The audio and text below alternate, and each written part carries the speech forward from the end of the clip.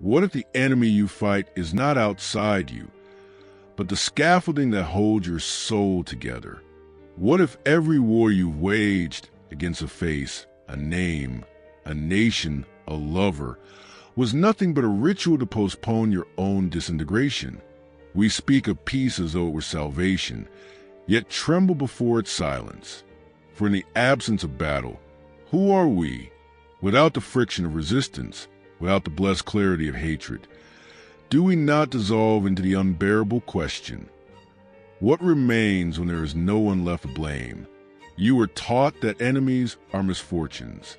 But what if they are, in truth, the last luxury of the modern man, the sacred fire around which the tribes of meaning still gather? To oppose, to accuse, to divide, is this not the final theater where we still feel alive? Like moths to flame, we orbit conflict not for resolution, but for definition. An enemy gives you a shape, a spine, a name. It offers the exquisite certainty that you are not them. And in this reflection of difference, you mistake reaction for existence. But tell me, when did you last feel whole without opposition? Strip away the antagonist, and what do you find? A void yawning cold, ancient. Perhaps this is the unbearable truth. We do not fear the enemy. We fear the mirror he shatters. The conflict is not a burden. It is a narcotic. Its absence is a true abyss. To be at war is to delay the moment you must meet yourself, raw, fractured, without the costume of righteousness or the armor of indignation. Could it be that every ideology, every flag, every moral crusade is nothing more than camouflage? That behind the smoke of revolution and the theater of outrage, we are hiding from a silence so pure it threatens to erase us? We call it justice, but it's hunger. We call it truth, but it's panic. We call it love of freedom, but it's terror before the nakedness of being.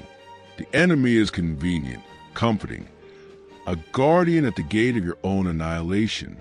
And so you must ask, not who is your enemy, but why you need one. Who are you without the war? Without the wound? Without the myth of betrayal that makes your suffering noble and your rage sacred? What happens if the mask of the adversary falls, and you find only your own reflection staring back? The question lingers, unresolved, not a conclusion, but a door. And if you listen closely, you might hear the hinges creaking open. We are born into war, not with rifles or banners, but with a silent need to define ourselves against something. And from our first breath, we begin to search for the contours of that something, in the cry of another child, in the rejection of a mother's gaze, in the first betrayal so small it wouldn't have a name, but large enough to leave a shadow.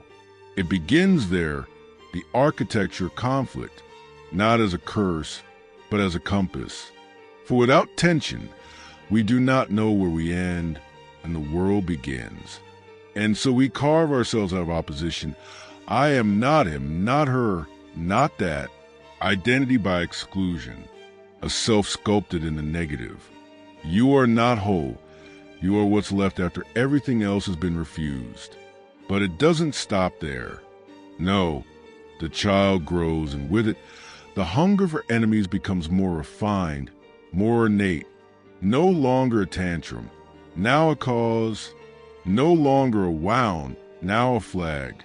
And what once was pain becomes a doctrine, polished, articulated, glorified. We build entire moral systems not to elevate, but to separate. Look closer. So much of what you defend with passion is not a vision of life, but a fear of annihilation. It is not virtue that guides you, but the panic of losing form, of vanishing into the indistinct. We need the other not to learn from, but to push against, because the pressure gives us weight. And so we keep our enemies close, not out of love, but necessity. We need them to stay intact. There's a perverse intimacy in hate, a closeness far deeper than in most love. Hatred allows you to be seen, violently, yes, but seen. To be targeted is to be chosen. The enemy watches you with obsessive clarity. He tracks your steps, reads your words, memorizes your flaws. In some twisted way, the enemy knows you better than your friends. And isn't that what we crave? To be recognized? So we provoke, we polarize, we scream. Not because we want to destroy, but because we are desperate to be reflected. The war outside keeps the chaos inside at bay. But what if that enemy disappeared? What would you do with the silence? What would you hear when the shouting stopped? Would your own voice be enough? The truth is brutal in its simplicity. We are addicted to conflict because it saves us from ourselves. Peace is not the dream. It is the terror. In peace, there is nothing left to blame, no one left to curse. Only the mirror remains. And in that mirror, the fractures multiply. You start to see what you buried, the compromises, the fears, the small betrayals you told yourself were noble. You see that the monster was never outside, that the war was always a distraction from the battlefield beneath your skin.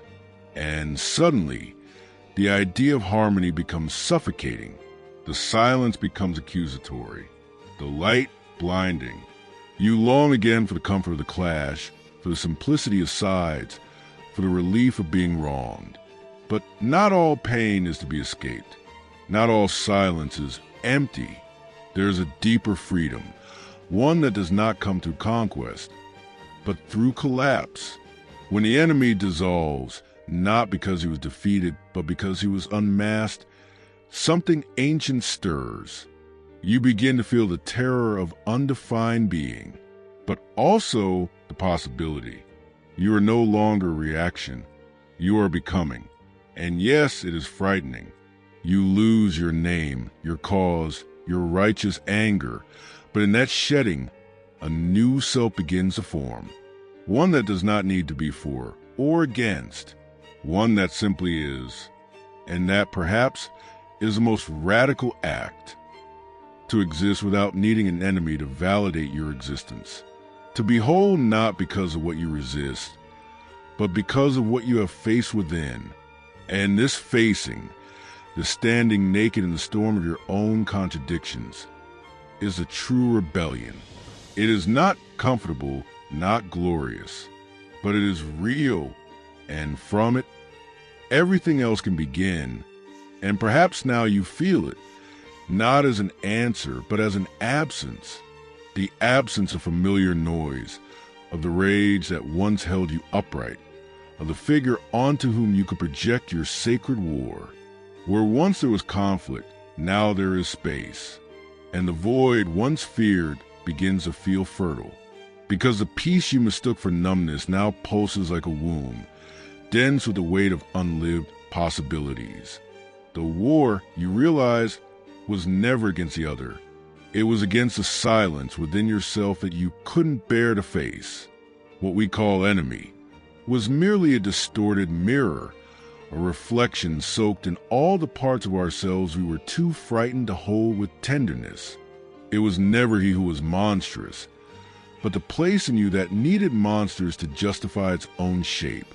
Now, without the shield of righteousness, without the applause of division, all that remains is what has always been there.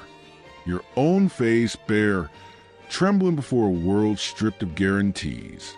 And yet, in that exposure, there is no collapse. There is emergence. You begin to sense something ancient stirring beneath the surface, something unnameable that does not need opposition to exist. It is not built in reaction, but in becoming, a self no longer held together by friction, but by presence. You are not who you fight. You are what remains when the fight ends. And perhaps that, at last, is the terrifying freedom you have always longed for. So now the echo lingers, not to haunt, but to awaken. If the enemy dissolves, what are you finally free to see? What truths arise when you are no longer defending a border, but crossing one within? The battlefield is quiet. The sword is laid down, and in that stillness, you hear the voice that was always yours, whispering beneath the roar. You were never lost. You were only hiding behind the noise. If something inside you moved, even slightly, do not let it return to sleep. Let it breathe. Let it stretch. Share this with the one person who still wages silent wars. Leave a comment not to prove a point, but to name what trembled within you. Subscribe not as a gesture of habit, but as an oath to no longer look away. Because you weren't just watching, you were remembering. And what's been remembered cannot be forgotten.